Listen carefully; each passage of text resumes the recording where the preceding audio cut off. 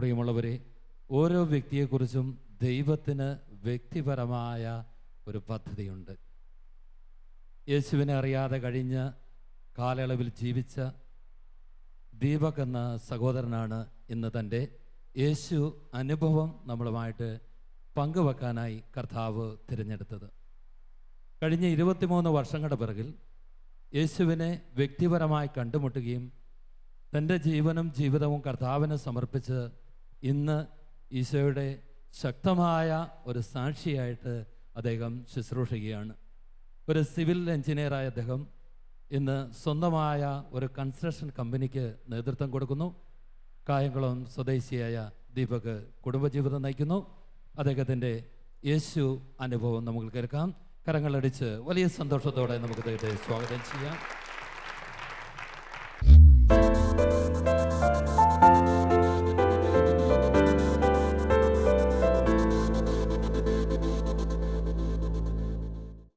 എൻ്റെ പേര് ദീപക് എന്നാണ്. എൻ്റെ സ്വദേശം ആലപ്പുഴ ജില്ലയിൽ കായംകുളത്തിനടുത്തുള്ള മുതുകുളം എന്ന് പറയുന്ന ഒരു ഗ്രാമമാണ്. അവിടെ ഞാൻ എൻ്റെ ഭാര്യയോടും മകനോടും കൂടെ താമസിക്കുന്നു. ഭാര്യ വൃന്ദ ശങ്കർ, അദ്ദേഹം അഡ്വക്കേറ്റാണ്.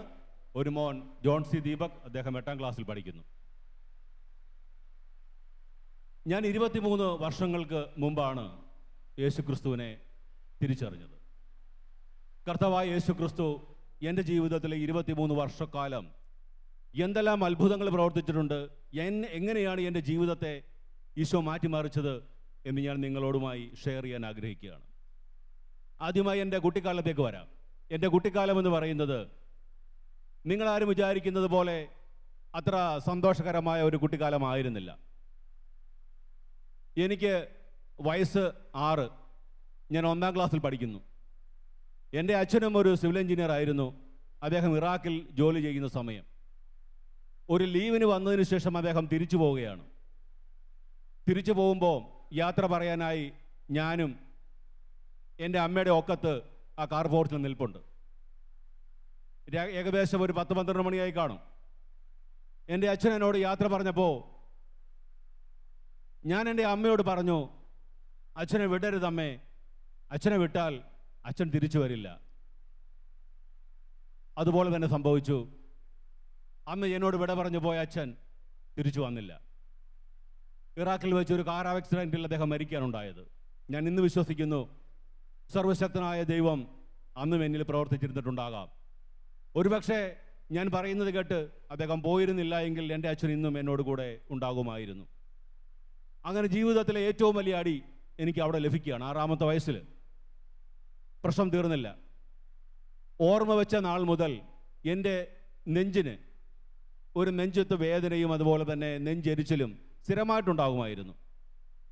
പക്ഷേ ആൾറെഡി തന്നെ എൻ്റെ അച്ഛൻ്റെ മരണം കൊണ്ട് വളരെ മോശമായ അവസ്ഥയിലായിരിക്കുന്ന എൻ്റെ അമ്മയെയും കുടുംബത്തെയും വീണ്ടും വേദനിപ്പിക്കുവാൻ ഞാൻ ആഗ്രഹിച്ചില്ല. അതുകൊണ്ട് എൻ്റെ വിഷമം ഞാൻ ആരോടും പറഞ്ഞില്ല. ഇടയ്ക്കിടയ്ക്ക് നല്ല വേദന വരും. ടോയ്ലറ്റിലൊക്കെ പോയി കതവടച്ചിരുന്ന് നെഞ്ച് പൊത്തിപ്പിടിച്ച് ഞാൻ കരയുമായിരുന്നു. എന്നിട്ടും ഒരു ഡോക്ടറുടെ അടുത്തോ അല്ലെങ്കിൽ എൻ്റെ അമ്മയുടെ അടുത്തോ ഒന്നും ഞാനത് പറഞ്ഞില്ല. വർഷങ്ങൾ അങ്ങനെ പോയി. ഏകദേശം 17 വർഷങ്ങൾ കഴിഞ്ഞ് എനിക്ക് കൊല്ലം TKM എഞ്ചിനീയറിംഗ് കോളേജിൽ അഡ്മിഷൻ കിട്ടി. അവിടെ വെച്ചാണ് എൻ്റെ ജീവിതത്തിലെ ആദ്യത്തെ മാറ്റമുണ്ടാകുന്നത്. അപ്പോൾ എനിക്ക് ഈ നെഞ്ചുവേദനയൊക്കെ ഉള്ളത് കൊണ്ട് ഞാൻ സ്ഥിരമായി ക്ഷേത്രങ്ങളിലൊക്കെ പോകുമായിരുന്നു. ഒന്നും സംഭവിക്കരുതേ ദൈവമേ എന്ന് പ്രാർത്ഥിച്ചുകൊണ്ടാണ് ഞാൻ പോയിക്കൊണ്ടിരുന്നത്. ഹൃദയം എന്നെ വല്ലാതെ വേദനിപ്പിച്ചിട്ടുണ്ട് ഈ കാലഘട്ടങ്ങളിൽ. അപ്പോൾ അവിടെ വെച്ച് ഈ എഞ്ചിനീയറിംഗ് കോളേജിൽ വെച്ച് ഒരു ദിവസം ഒരു മെഡിക്കൽ ചെക്കപ്പ് നടന്നു.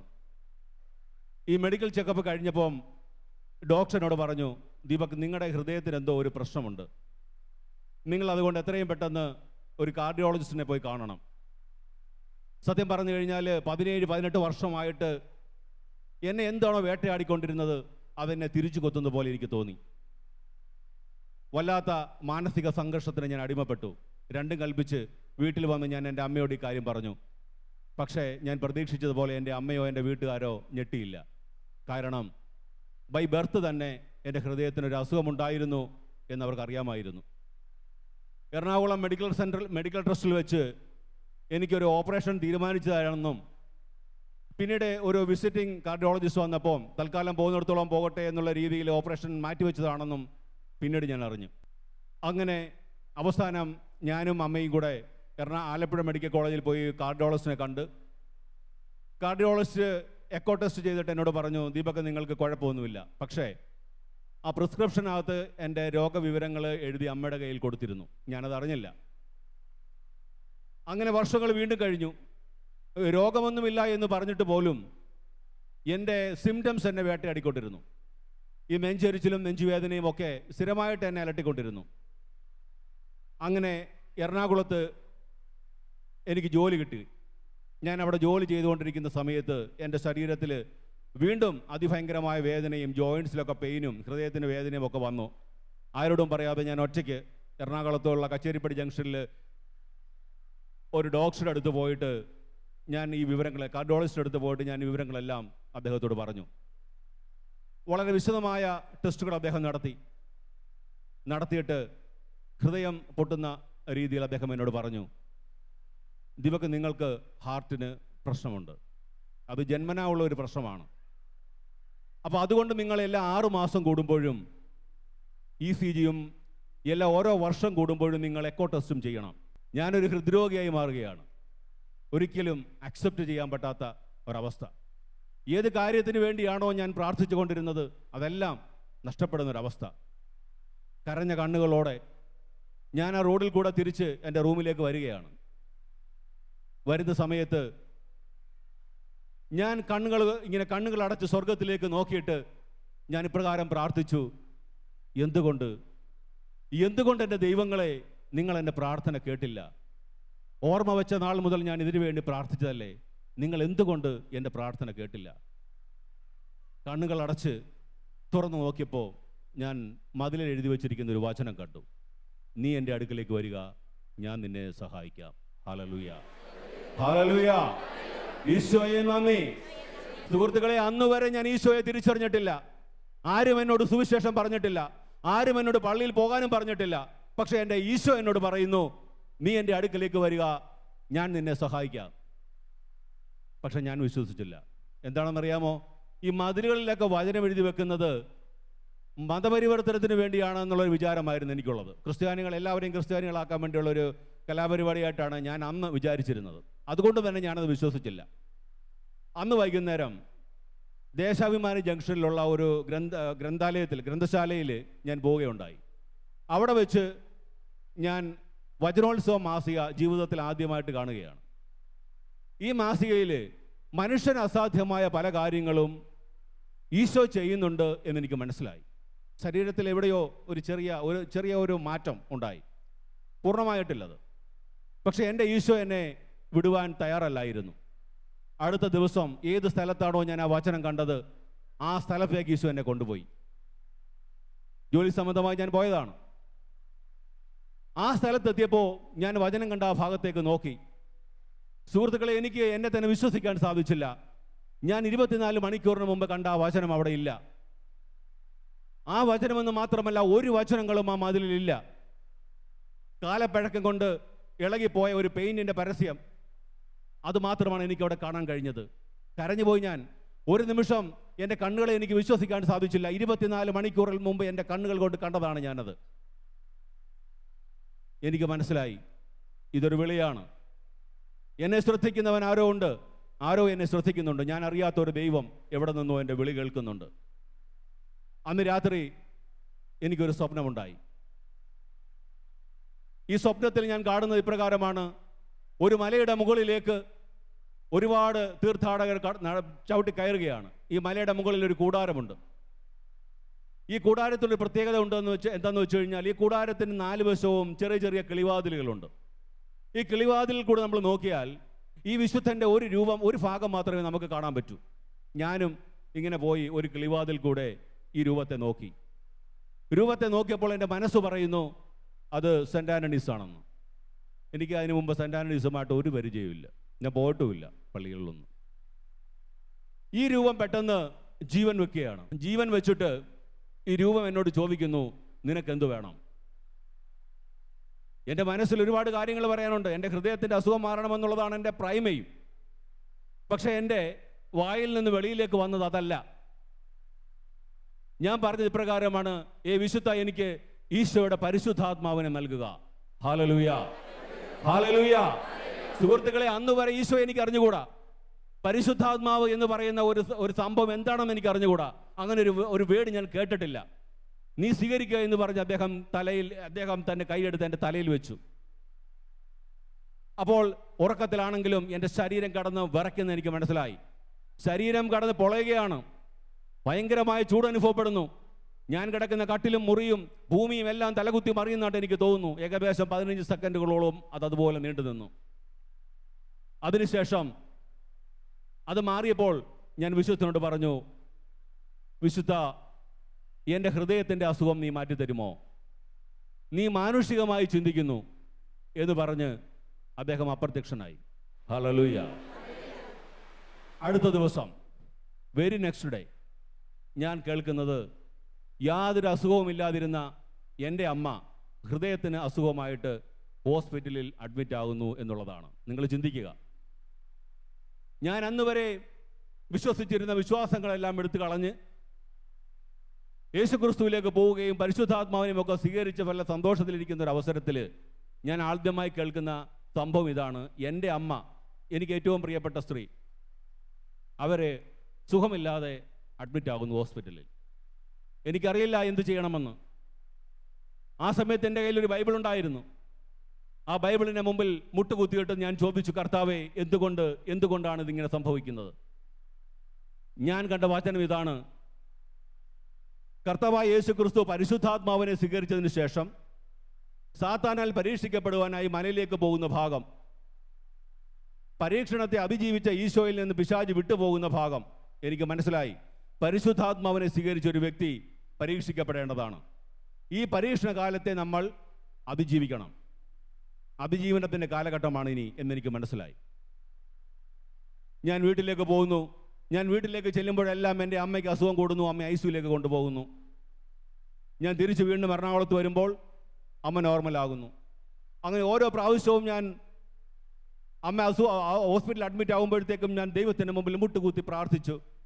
എനിക്ക് ആദ്യം കിട്ടിയ വചനം ഇതാണ്: ഈ രോഗം മരണത്തിൽ കലാശിക്കുവാനുള്ളതല്ല, മറിച്ച് ദൈവത്തിൻ്റെ മഹത്വത്തിന് വേണ്ടിയും അതുവഴി ദൈവപുത്രൻ മഹത്വപ്പെടേണ്ടതിനുമാണ്. യോഹന്നാന്റെ സുവിശേഷം 11:4. വീണ്ടും അടുത്ത പ്രാവശ്യം ഞാൻ വീണ്ടും ചോദിച്ചു.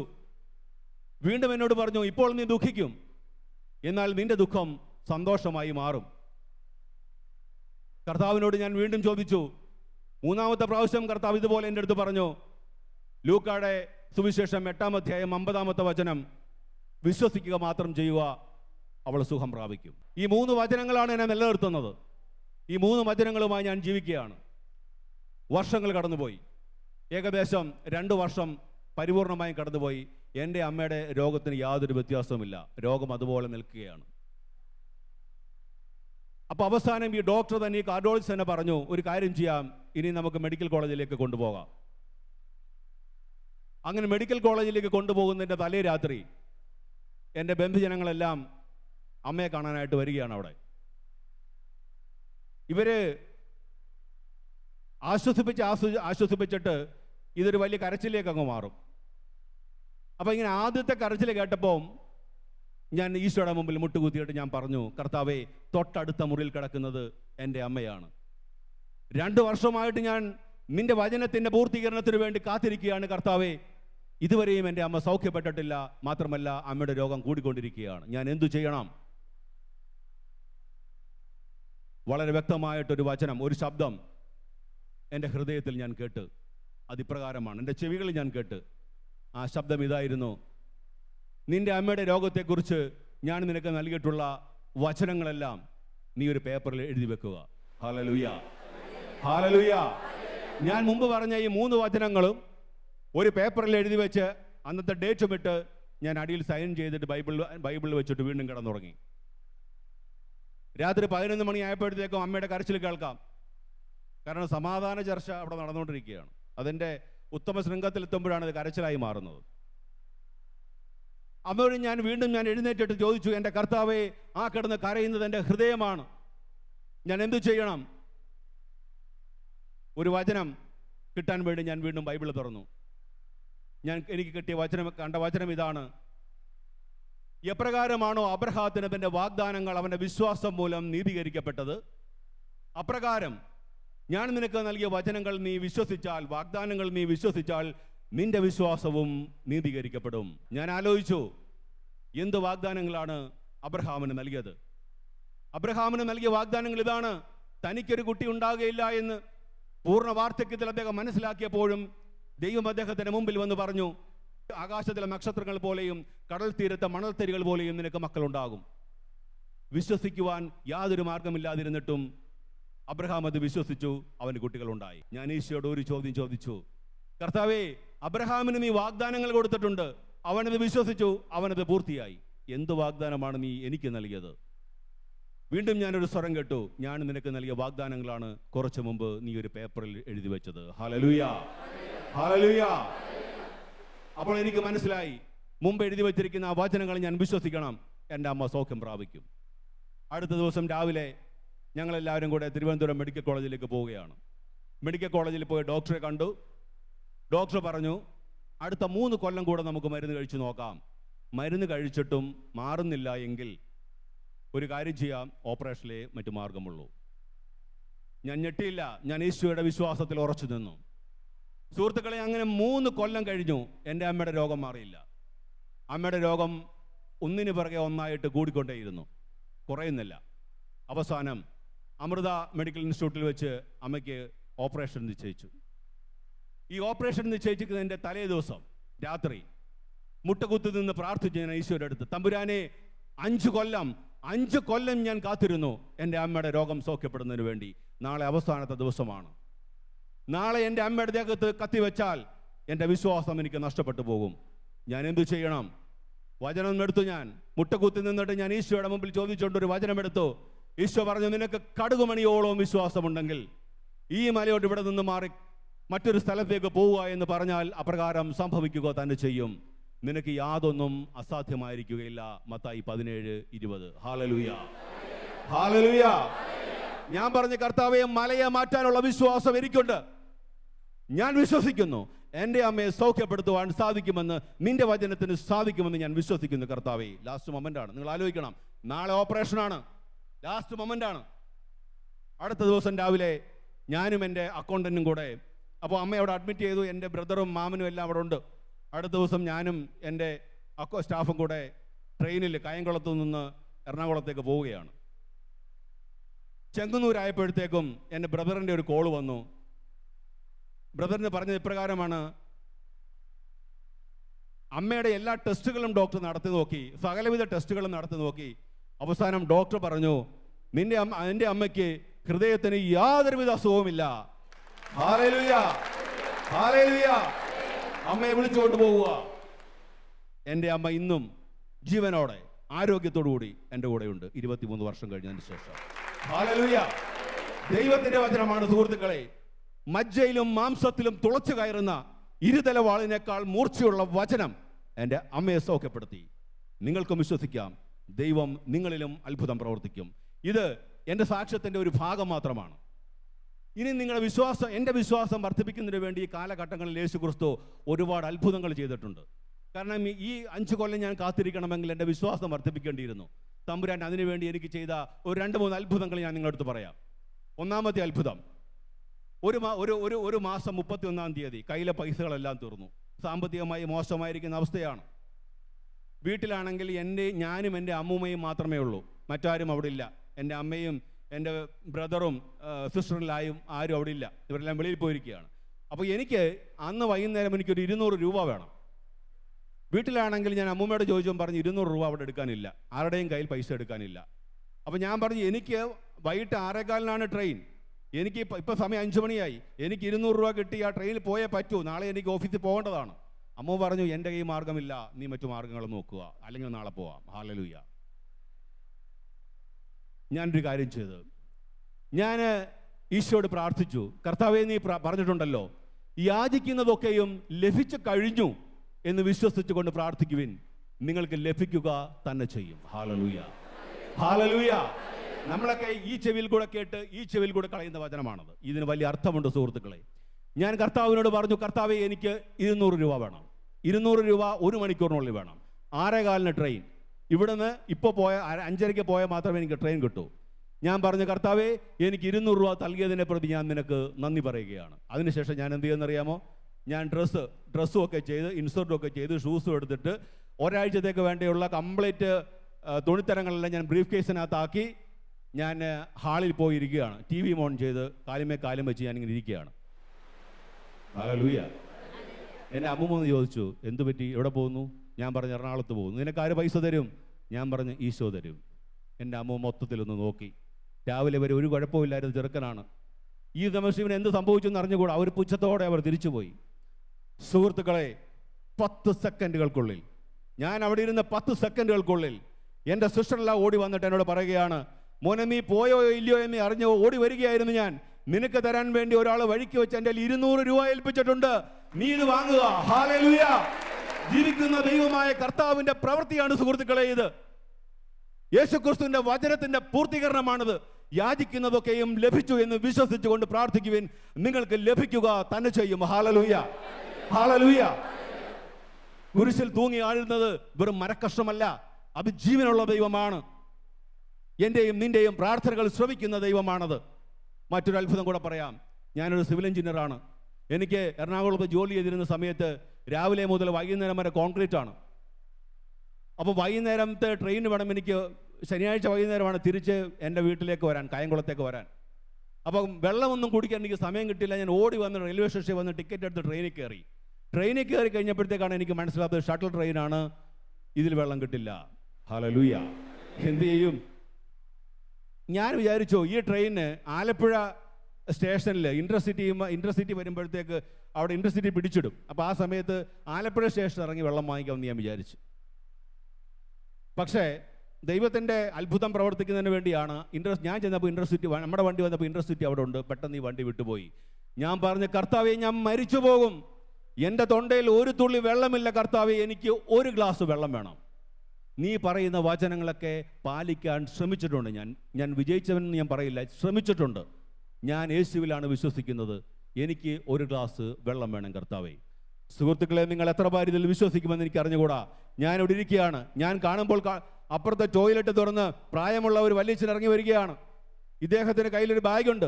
ഇദ്ദേഹം ഇവിടെ വന്ന് ഇരുന്നിട്ട് ഈ ബാഗ് തുറന്ന്, അതിനുമുമ്പ് ഒരു കാര്യം പറയട്ടെ, എനിക്ക് വെള്ളം വേണമെന്നുള്ളത് എനിക്കും ഈശോയ്ക്കും അല്ലാതെ മറ്റാർക്കും പറഞ്ഞുകൂടാ. കാരണം എൻ്റെ ഫ്രണ്ട്സ് അവിടെ ആരുമില്ല ആ കൂട്ടത്തിൽ. ഈ വല്യച്ഛൻ എൻ്റെ മുമ്പിൽ വന്നിരുന്നിട്ട് ബാഗ് തുറന്നിട്ട് ഒരു കുപ്പി ജീരക വെള്ളം എടുത്തിട്ട് എൻ്റെ കയ്യിൽ തന്നിട്ട് പറയുക, കുടിക്കുക. Hallelujah, hallelujah. ഞാൻ വെള്ളം കുടിച്ചു സുഹൃത്തുക്കളെ. കുടിച്ചിട്ട് അദ്ദേഹം എന്നോട് ചോദിച്ചു, മതിയോ? ഞാൻ പറഞ്ഞു മതിയായി. പോയി തിരിഞ്ഞു നോക്കിയില്ല ഞാൻ, കാരണം എനിക്കറിയാം അതാരായിരുന്നു എന്ന്. അദ്ദേഹം തിരിഞ്ഞു പോയ വഴി ഞാൻ തിരിഞ്ഞു നോക്കിയില്ല. എനിക്ക് വെള്ളം തന്നിട്ട് അദ്ദേഹം അവിടെ നിന്ന് എഴുന്നേറ്റ് പോയി. ജീവിക്കുന്ന ദൈവമായ കർത്താവായ യേശു ക്രിസ്തു ഒരു ഗ്ലാസ് വെള്ളവുമായി നിന്റെ മുമ്പിൽ വരും. വിശ്വാസമാണ് പ്രധാനം. വിശ്വാസമാണ് സുഹൃത്തുക്കളെ പ്രധാനം. ഇപ്പം ഇതാണ് 2 അത്ഭുതം. എല്ലാ കാര്യങ്ങളോട് പറയാനുള്ള സമയമില്ലാത്തതുകൊണ്ട് ചുരുക്കുകയാണ്. ഇനി എൻ്റെ ജീവിതത്തിലേക്ക് ഞാൻ കടന്നു വരികയാണ്. ഈ സമയം കൊണ്ട് എൻ്റെ ശരീരത്തിൽ ഞാൻ കഴിഞ്ഞ 18 വർഷങ്ങളായിട്ട് അനുഭവിച്ചുകൊണ്ടിരുന്ന നെഞ്ചുവേദനയും നെഞ്ചെരിച്ചിലും പരിപൂർണമായും മാറ്റപ്പെട്ടിരുന്നു. ഹല്ലേലൂയ. പരിപൂർണമായും ഞാൻ മാറ്റപ്പെട്ടു. എൻ്റെ സിംറ്റംസേ മാറിയിട്ടുള്ളൂ, എൻ്റെ രോഗം മാറിയിട്ടില്ല. ഞാൻ അതിലേക്ക് വരാം. പക്ഷേ ഒരു തരത്തിലുള്ള സിംറ്റംസും പിന്നെ എനിക്കുണ്ടായിട്ടില്ല. അപ്പോൾ ഈ സമയത്ത് ഞാനൊരു കൺസ്ട്രക്ഷൻ കമ്പനി തുടങ്ങി. അത് വളരെ നല്ല രീതിയിൽ മൂവ് ആവുന്ന സമയമാണ്. അപ്പോൾ അടുത്ത സംഭവം എന്ന് പറയുന്നത്, എനിക്കൊരു വിവാഹം കഴിക്കണം. ഞാൻ എൻ്റെ വീട്ടിൽ പറഞ്ഞു, എനിക്ക് വിശ്വാസമുള്ള ഒരു പെൺകുട്ടിയെ കല്യാണം കഴിക്കാൻ പറ്റൂ. കത്തോലിക്ക വിശ്വാസിയായ ഒരു പെൺകുട്ടിയെ ആര് തരും? അമ്മ പറഞ്ഞു, നിനക്ക് ഹിന്ദുക്കളും തരൂല്ല, ക്രിസ്ത്യാനിയും തരൂല്ല. എന്ത് ചെയ്യും? ഞാൻ പറഞ്ഞു, ഈശോ തരും. ഞാൻ എന്ത് ചെയ്യുന്നറിയാമോ? കേരളത്തിലെ പ്രമുഖമായ മലയാള പത്രങ്ങളിൽ ഞാനൊരു പരസ്യം കൊടുത്തു. ഏകദേശം 143 ആപ്ലിക്കേഷൻസ് എനിക്ക് ലഭിച്ചു. Hallelujah, hallelujah, hallelujah. തിരുവനന്തപുരം ജില്ലയിൽ നെടുമങ്ങാട്ട് എന്ന് പറയുന്ന സ്ഥലത്ത് നിന്നും അഡ്വക്കേറ്റായ വൃന്ദാശങ്കർ, അദ്ദേഹം ഒരു കത്തോലിക്ക വിശ്വാസിയാണ്. അദ്ദേഹം ഇതുപോലുള്ളൊരു യുവാവിനെ തിരഞ്ഞെടുക്കുകയാണ്. ഞങ്ങളുടെ വിവാഹം അങ്ങ് കഴിഞ്ഞു. ഹല്ലേലൂയ. ദൈവത്തിന് അസാധ്യമായിട്ട് എന്തെങ്കിലും ഉണ്ടോ? ഇല്ല സുഹൃത്തുക്കളെ. അങ്ങനെ കല്യാണം കഴിഞ്ഞു. വർഷങ്ങൾ കഴിഞ്ഞിട്ടും കുട്ടികളുണ്ടാകുന്നില്ല. ഡോക്ടർമാരെ കൊണ്ട് ചികിത്സിച്ച് നോക്കിയപ്പോൾ ഡോക്ടർമാർ പരിശോധന കഴിഞ്ഞ് പറഞ്ഞു, നിന്റെ ഭാര്യ പ്രസവിക്കില്ല. ഹല്ലേലൂയ. ഒന്ന് ആലോചിച്ചേ, ഭാര്യ പ്രസവിച്ചില്ലെന്നുള്ള അവസ്ഥ ഒന്ന് ആലോചിച്ചേ. ഒരുപാട് പ്രശ്നങ്ങൾക്കിടയിലാണ് നമ്മൾ ഈ വിശ്വാസത്തിൽ ജീവിക്കുന്നത്. അപ്പം ഭാര്യ പ്രസവിച്ചില്ലെങ്കിൽ കൂടെയുള്ള അവസ്ഥ ഒന്ന് ആലോചിച്ചേ. ഞാനും എൻ്റെ വൈഫും കൂടെ ഈശോയുടെ മുമ്പിൽ മുട്ടുകുത്തിയിട്ട് ഞാൻ ചോദിച്ചു, കർത്താവേ, ഒരു വന്ധ്യയാകരുത് എൻ്റെ ഭാര്യ. ഈശോ ഒറ്റ വചനം എനിക്ക് തന്നു, നിന്റെ ഭാര്യ ഒരു പുത്രനെ പ്രസവിക്കും, നീ അവന് യോഹന്നാൻ എന്ന് പേരിടണം. Hallelujah, hallelujah. ഞാൻ എൻ്റെ ഭാര്യയോട് പറഞ്ഞു, ഒരു ഗുളിക പോലും കഴിക്കരുത്, ഒരു ഗുളിക പോലും കഴിക്കാൻ പാടില്ല. കാരണം ആ ഗുളിക കഴിച്ചാൽ അതിൻ്റെ ക്രെഡിറ്റ് ഡോക്ടർക്ക് പോവും. എൻ്റെ ഭാര്യ ഒരു ഗുളിക പോലും കഴിക്കാതെ 10ാം മാസം പ്രസവിച്ചു. ഞാൻ അവന് യോഹന്നാൻ എന്ന് പേരിട്ടു. Hallelujah, hallelujah. അടുത്തത്, വീട് വേണം. ഭാര്യയായി കുട്ടിയായി വീട് വേണ്ടേ? വീട് വേണം. എന്ത് ചെയ്യും? കർത്താവ് പറഞ്ഞ എന്താണ്? നിങ്ങൾ നാളെക്കുറിച്ച് ആകുലപ്പെടരുത്, നാളത്തെ ദിനം തന്നെ അതിനെക്കുറിച്ച് ആകുലപ്പെട്ടുകൊള്ളും. നിങ്ങൾ സ്വർഗത്തിൽ വേണം നിങ്ങളുടെ നിക്ഷേപം സൂക്ഷിക്കുവാൻ, ഭൂമിയിൽ നിക്ഷേപം സൂക്ഷിക്കരുത്. ഞാൻ ഭൂമിയിൽ അതുകൊണ്ട് നിക്ഷേപം സൂക്ഷിച്ചില്ല. അന്നേക്ക് വേണ്ട ആഹാരം രാവിലെ എഴുന്നേറ്റ് ചോദിക്കും, പുള്ളി അന്ന് വൈകുന്നേരം വരെയുള്ള സാധനങ്ങൾ തരും. ഇങ്ങനെയാണ് ഞങ്ങളുടെ ജീവിതം പോയിക്കൊണ്ടിരിക്കുന്നത്. അതുകൊണ്ട് എൻ്റെ കയ്യിൽ പൈസ ഇല്ല. ഞാൻ ഈശോയോട് പറഞ്ഞു, കർത്താവേ, നിന്റെ നാമത്തിൻ്റെ മഹത്വത്തിന് വേണ്ടി ജീവിക്കുവാൻ എനിക്കൊരു ഭവനം വേണം, എൻ്റെ പോക്കറ്റ് കാലിയാണ്. ഞാൻ ഈശോയോട് ചോദിച്ചു, ഈശോ എനിക്കൊരു വചനം തന്നു. വചനം ഇപ്രകാരമാണ്, നീ നിന്റെ നാട്ടിൽ തന്നെ താമസിക്കുകയും അവിടെ മുന്തിരിത്തോട്ടങ്ങൾ വെച്ച് പിടിപ്പിക്കുകയും വീട് പണിയുകയും ചെയ്യും. Hallelujah, hallelujah. അപ്പം വീട് പണിയാമെന്ന് കർത്താവ് പറഞ്ഞു. പൈസ നമ്മുടെ കയ്യിലില്ല. ഞാൻ എന്ത് ചെയ്ത്? ഞാനൊരു സിവിൽ എഞ്ചിനീയർ ആണല്ലോ, അതുകൊണ്ട് എനിക്കിഷ്ടമുള്ള ഏറ്റവും മനോഹരമായ ഒരു 10,000 സ്ക്വയർ ഫീറ്റുള്ള ഒരു വീട് വരച്ചിട്ട് ഈശോയുടെ പടത്തിന് മുമ്പിൽ വെച്ചിട്ട് പറഞ്ഞു, കർത്താവ്, പ്ലാൻ റെഡിയായി, ഇനി പണം മതി. ഹല്ലേലൂയ. സുഹൃത്തുക്കളെ, അങ്ങനെ 500 രൂപ വെച്ച് എല്ലാ അന്ധവിശ്വാസങ്ങളെയും എതിർത്ത് തോൽപ്പിച്ചുകൊണ്ട് രാഹുകാലത്ത് തന്നെ ഞാൻ ആ വീടിന് കല്ലിട്ട്. 2005 ജനുവരി മാസം 1-ാം തീയതി കല്ലിട്ട്. അപ്പോൾ അതിൻ്റെ ഫൗണ്ടേഷനൊക്കെ ഏകദേശം എങ്ങനെയൊക്കെയോ തീർന്നു. ഫൗണ്ടേഷൻ കഴിഞ്ഞപ്പോഴത്തേക്ക് മുകളിലോട്ടുള്ള തടി വേണം. തടിക്ക് എന്ത് ചെയ്യും? ഞാൻ ഈശോയോട് ചോദിച്ചു, തടിയില്ല കർത്താവേ, തടി വേണം, തടിക്ക് പൈസ ഇല്ല. അടുത്ത ദിവസം എനിക്കൊരു ഫോൺ കോൾ വന്നു. ഞങ്ങൾ ചെയ്തുകൊണ്ടിരിക്കുന്ന ഒരു ക്ലയൻറ്റും അദ്ദേഹത്തിൻ്റെ മരുമോനും തമ്മിൽ ഉടക്കി. അതുകൊണ്ട് അമ്മായിയപ്പൻ മരുമോന് പൈസ കൊടുക്കില്ല എന്ന് പറഞ്ഞു. അതുകൊണ്ട് ആ പ്രോജക്റ്റ് അവിടെ വെച്ച് സ്റ്റോപ്പ് ആവുകയാണ്. ഈ ക്ലയൻറ്റ് നമുക്ക് പൈസ തരാനുണ്ട്. നമ്മൾ അദ്ദേഹത്തിൻ്റെ തടി എടുത്ത് പണിത് വെച്ചിട്ടുണ്ടായിരുന്നു. ഈ ക്ലയൻറ്റ് പറഞ്ഞു, തടി നിങ്ങൾ കൊണ്ടുപോയിക്കൊള്ളുക, ഞങ്ങൾ പ്രൊജക്റ്റ് സ്റ്റോപ്പ് ചെയ്യുകയാണ്. ഹല്ലേലൂയ. ഞാൻ ഈ തടിയെല്ലാം കൊണ്ടുവന്ന് നോക്കിയപ്പോഴുണ്ടല്ലോ, ഞാൻ പ്ലാനിനകത്ത് എന്തുമാത്രം ഡോറും ജനലുമാണോ വരച്ചത്, ഒരെണ്ണം അങ്ങോട്ടും ഇങ്ങോട്ടും ഇല്ലാതെ കറക്റ്റായിരുന്നു. Hallelujah, hallelujah. പണി താമസിക്കാതിരിക്കാൻ വേണ്ടി തമ്പുരാൻ നേരത്തെ റെഡിയാക്കി വെച്ചിരിക്കുകയാണത്. അങ്ങനെ 2005 ജനുവരി മാസം 1-ാം തീയതി കല്ലിട്ട പെര 2005 സെപ്റ്റംബർ മാസം 1-ാം തീയതി 8 മാസം കൊണ്ട് AC മുതൽ ചൂല് വരെ ഉള്ള കാര്യങ്ങൾ പരിപൂർണമായിട്ടും ചെയ്തുകൊണ്ട് ഞാൻ ആ വീട്ടിൽ കയറി താമസിച്ചു. Hallelujah, hallelujah. ഈശോയെ നന്ദി. ഇനിയും മറ്റൊരു സംഭവം എന്ന് പറയുന്നത്, നിങ്ങളുടെ വിശ്വാസം വലുതാക്കാൻ വേണ്ടി ഞാൻ ഒരു കാര്യം കൂടെ പറയാം. ഞാൻ ഒരു പള്ളിയുടെ വർക്ക് ചെയ്യുന്നുണ്ടായിരുന്നു, ഒരു ചർച്ചിൻ്റെ വർക്ക്. അപ്പോൾ ഈ ചർച്ചിൻ്റെ വർക്ക് കഴിഞ്ഞിട്ട് ഫസ്റ്റ് ബില്ല് ഞാൻ റെഡിയാക്കി വെച്ചിരിക്കുകയാണ്. എനിക്ക് ഓഫീസിൽ നിന്ന് ബില്ല് റെഡിയാക്കി അവിടെ നമ്മൾ അച്ഛൻ്റെ കയ്യിൽ കൊടുത്തു വിട്ടിട്ടുണ്ട്. ഒരു കോപ്പി എനിക്കും തന്നു. അപ്പോൾ ഇതിൻ്റെ ഒരു കോപ്പി ഞാൻ എൻ്റെ വാർഡ്രോബിൽ വെച്ചിരിക്കുകയാണ്, എൻ്റെ ബെഡ്റൂമിൽ തന്നെ. രാത്രി ഏകദേശം 3 മണിയായി കാണും. 3 മണി ആയപ്പോഴത്തേക്കും എന്നോട് ആരോ പറയുകയാണ്, എഴുന്നേൽക്കുക. ഞാൻ വിചാരിച്ച് തോന്നിയതായിരിക്കും. പരീക്ഷയ്ക്ക് പോലും നമ്മൾ 3 മണിക്ക് എഴുന്നേറ്റിട്ടില്ല. എഴുന്നേക്കാൻ പറഞ്ഞു. ഞാൻ എഴുന്നേറ്റില്ല. കുറച്ച് നേരം വീണ്ടും ശബ്ദം പറയാണ്, എഴുന്നേൽക്കുക. ഞാൻ എഴുന്നേറ്റിരുന്നു. എഴുന്നേറ്റിട്ട് എന്നിട്ട് എൻ്റെ മനസ്സിൽ ഇത് പറയുകയാണ്, ആ വാർഡ്രോബ് തുറക്കുക, ആ അലമാരി തുറന്നിട്ട് അതിലൊരു ഫയലുണ്ട്, ആ ഫയൽ എടുക്കുക. ഞാൻ വിചാരിച്ചത് എന്തോന്നിത്, രാത്രി 3 മണിക്ക് എഴുന്നേറ്റ് ഫയൽ തുറക്കാൻ പറയുന്നത്. ഞാൻ എഴുന്നേറ്റു. ഞാൻ വീണ്ടും കിടന്നുറങ്ങി. വീണ്ടും എന്നെ വിളിക്കുകയാണ്, എഴുന്നേൽക്കുക, ഫയൽ തുറക്കുക. ഞാൻ ആ ഫയലെടുത്തുകൊണ്ട് വൈഫും കുട്ടിയൊക്കെ അവിടെ കിടന്നുറങ്ങുന്നത് കൊണ്ട് ഞാൻ തൊട്ടടുത്ത മുറിയിൽ പോയിരുന്നു പറഞ്ഞു. എന്നിട്ട് എന്നോട് പറയുകയാണ്, ഓരോ പേജുകളും മാറ്റുക. പേജ് നമ്പർ 15 ഓപ്പൺ ചെയ്യുക. ഞാൻ പേജ് നമ്പർ 15 ഓപ്പൺ ചെയ്തു. എന്നിട്ട് എന്നോട് പറയുന്നു, മോളിൽ നിന്ന് വായിക്കുക. ഞാൻ വായിച്ചു. അതിൽ 11-ാമത്തെ item PCC, plain cement concrete എന്ന് പറയുന്നൊരു സാധനത്തിലേക്ക് വന്നപ്പോഴത്തേക്ക് എൻ്റെ ഹൃദയത്തിൽ നിന്ന് പറയുകയാണ്, ഇതിലൊരു തെറ്റുണ്ട്, ഇത് വായിച്ചു നോക്കുക. ഹല്ലേലൂയ. ഞാനിത് വായിച്ചു നോക്കി, അത് മൾട്ടിപ്ലൈ ചെയ്തിരിക്കുന്നത് തെറ്റാണ്. 1,00,000 ശിഷ്ടം രൂപയുടെ വ്യത്യാസം. ഞാൻ ഭയപ്പെട്ടു പോയി. കാരണം ആർക്കിടെക്റ്റിന് കൊടുക്കേണ്ട ഫയലാണത്. അദ്ദേഹത്തിൻ്റെ കയ്യിൽ ചെന്ന് കഴിഞ്ഞാൽ ഞാൻ എടുത്ത് മാൽ പ്രാക്ടീസ് ചെയ്തു എന്ന് വരും. ഞാൻ നേരം വെളുത്ത് 6 മണിയായപ്പോഴത്തേക്ക് അച്ഛനെ വിളിച്ച് പറഞ്ഞു, അച്ഛാ അത് സബ്മിറ്റ് ചെയ്യില്ലേ, അതിനകത്തൊരു വലിയ ബ്ലണ്ടറുണ്ട്. ഞാനത് കറക്റ്റ് ചെയ്ത് അടുത്ത ദിവസം കോപ്പി കൊടുത്ത് പള്ളിയിൽ കൊടുത്തു വിട്ടു. നിങ്ങളൊന്ന് ആലോചിച്ചേ, നിസ്സാരമായ കാര്യങ്ങളാണ്. നമ്മുടെ ജീവിതത്തിലെ ഏറ്റവും നിസ്സാരമായ കാര്യങ്ങളിൽ പോലും യേശു ക്രിസ്തു ഇടപെടുന്നുണ്ട്. Hallelujah, hallelujah. ഇനിയും എൻ്റെ രോഗത്തിലേക്ക് കടന്നു വരാം.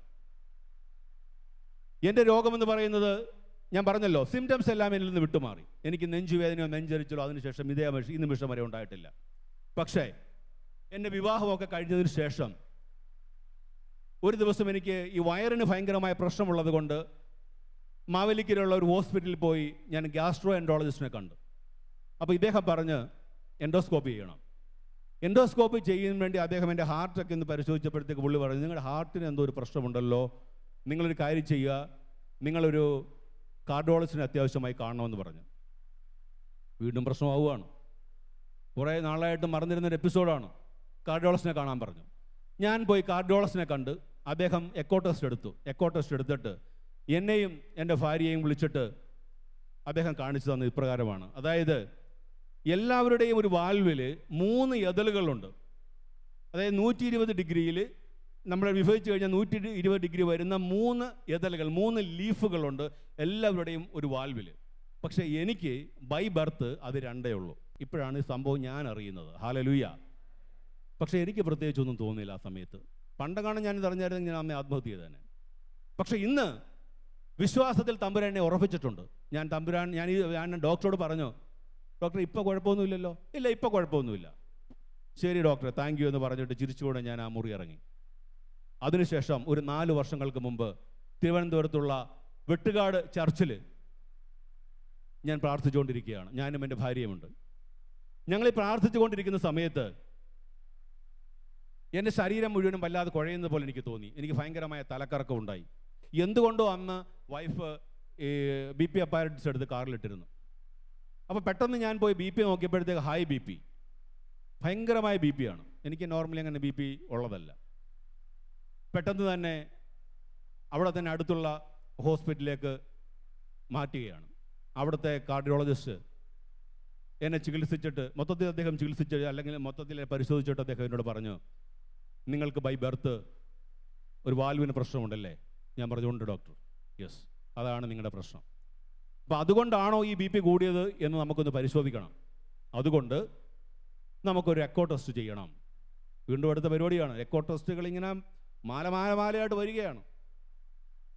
വീണ്ടും എക്കോ ടെസ്റ്റ് ചെയ്യണം. ആ സമയത്ത് എല്ലാവർക്കും പരിഭ്രാന്തരായി. എല്ലാവരും വല്ലാത്ത രീതിയിൽ വിഷമിച്ചു പോയി. അപ്പം ഈ എക്കോ ടെസ്റ്റ് ചെയ്ത അടുത്ത ദിവസം എക്കോ ടെസ്റ്റ് ഫിക്സ് ചെയ്തു. ഫിക്സ് ചെയ്തിട്ട് അന്ന് തലേ ദിവസം രാത്രി എൻ്റെ മനസ്സിൽ ശക്തമായൊരു തോന്നലുണ്ടാകുകയാണ്, നീ ഈ രോഗം മാറാൻ വേണ്ടി പ്രാർത്ഥിക്കുക.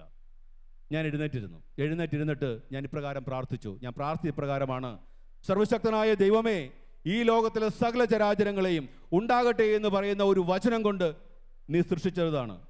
എൻ്റെ ഹൃദയത്തിലേക്ക് നോക്കി, ആ വാൽവിലേക്ക് നോക്കി, അവിടെ ഇല്ലാതിരുന്നൊരു മാംസ കഷ്ണം ഉണ്ടാകട്ടെ എന്ന് പറഞ്ഞാൽ 1 സെക്കൻഡിൻ്റെ 1000-ൽ 1 അംശം പോലും നിനക്ക് ആവശ്യമില്ല ആ സാധനം അവിടെ ഉണ്ടാകുവാൻ. ഞാൻ മാതാവിനോട് പറഞ്ഞു, പരിശുദ്ധിയായ കന്യകാ മാതാവേ, അമ്മ നാളെ എക്കോ ടെസ്റ്റ് ചെയ്യുമ്പോൾ എൻ്റെ മുമ്പിൽ മുട്ടുകുത്തി ഒന്ന് ഈശോയോട് പ്രാർത്ഥിക്കണം. ഇത് സൗഖ്യപ്പെടുവാൻ വേണ്ടി അമ്മ പ്രാർത്ഥിക്കണം. അപ്പോൾ രാവിലെ ഞങ്ങൾ എക്കോ ടെസ്റ്റ് ചെയ്യാനായിട്ട് പോയി. ഈ മെയിൻ കാർഡിയോളജിസ്റ്റിൻ്റെ, ചീഫ് കാർഡിയോളജിസ്റ്റിൻ്റെ അസിസ്റ്റൻ്റാണ് എക്കോ ടെസ്റ്റ് ചെയ്തത്. എക്കോ ടെസ്റ്റിൻ്റെ റിസൾട്ടുമായിട്ട് ചീഫ് കാർഡിയോളജിസ്റ്റ് എന്നെ വിളിച്ചിട്ട് അദ്ദേഹം ചോദിച്ചത് പ്രകാരമാണ്, ദീപക്, നിങ്ങൾക്കല്ലേ ഹൃദയത്തിനൊരു അസുഖമുണ്ടായിരുന്നു എന്ന് പറഞ്ഞത്? ഞാൻ പറഞ്ഞു, അതെ.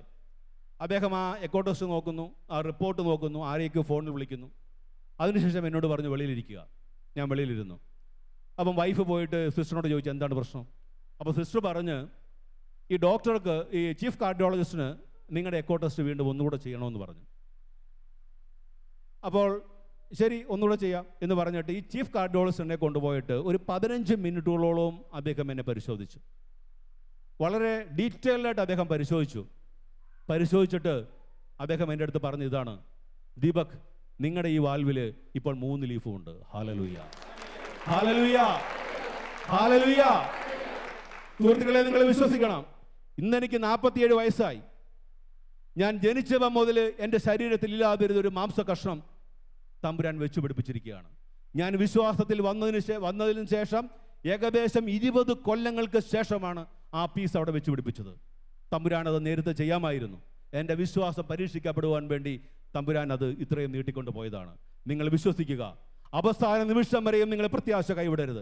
നിങ്ങളൊരു രോഗിയാണെങ്കിൽ, നിങ്ങൾ മാരകമായ രോഗത്തിന് അടിമപ്പെട്ട് ജീവിക്കുന്ന വ്യക്തിയാണെങ്കിൽ, ഇന്ന് രാത്രിയിൽ ആത്മഹത്യ ചെയ്യാൻ നിങ്ങൾ തീരുമാനിച്ച വ്യക്തിയാണെങ്കിൽ, ഞാൻ നിങ്ങളോട് പറയുന്നു, നിങ്ങൾ വെയിറ്റ് ചെയ്യണം. നിങ്ങൾ ഈശോയോട് പ്രാർത്ഥിക്കണം. ഈ തൂങ്ങിയാടുന്നത് യേശു ക്രിസ്തുവാണ്. അവൻ ജീവനുള്ള ദൈവമാണ്. അവൻ ജീവിക്കുന്ന ദൈവമാണ്. അതിൻ്റെ പ്രകടമായ ഉദാഹരണമാണ് നിങ്ങളുടെ മുമ്പിൽ നിന്ന് മണിക്കൂറുകളോളം സുവിശേഷം സംസാരിക്കുന്ന ഈ ദീപക് എന്ന് പറയുന്ന ഈ ഞാൻ ജീവിക്കുന്ന ദൈവത്തിൻ്റെ സാക്ഷ്യമാണ്. ജീവിക്കുന്ന രക്തസാക്ഷിയാണ് യേശു ക്രിസ്തു. ഈ കർത്താവായ യേശു ക്രിസ്തുവിൻ്റെ തിരുരക്തവും തിരുശരീരവും കൊണ്ട് നമ്മൾ രക്ഷിക്കപ്പെട്ടവരാണ് എങ്കിൽ നമ്മുടെ എല്ലാ രോഗങ്ങളും, എല്ലാ വേദനകളും, എല്ലാ ദുഃഖങ്ങളും ഇന്ന് ഈ പ്ലാറ്റ്ഫോമിൽ ഉപേക്ഷിച്ചിട്ട് നമുക്ക് പോകാം. ഈശോ നിങ്ങളെല്ലാവരെയും അനുഗ്രഹിക്കട്ടെ.